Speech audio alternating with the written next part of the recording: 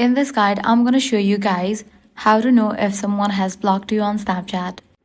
If you have been messaging with someone and suddenly they disappear, there are a few signs you can look for to confirm whether or not they have blocked you. First, launch your Snapchat and navigate to the messages page. If you had a conversation with someone and it suddenly disappeared, that could be an indication that they have blocked you, but it's not a definite sign.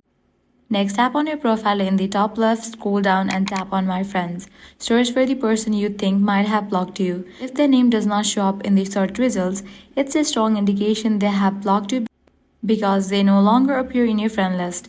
However, this is not the only sign to look out for. Another way to check is by opening up a group chat that you share with this person. Tap on the name or go to group chat settings.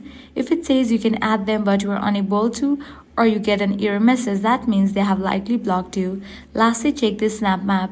If you used to see their location but now you can't, that could be another sign that they have blocked you. If they have blocked you, unfortunately you cannot unblock yourself unless they decide to unblock you, and that's it. If this guide was helpful, do not forget to like, share and subscribe.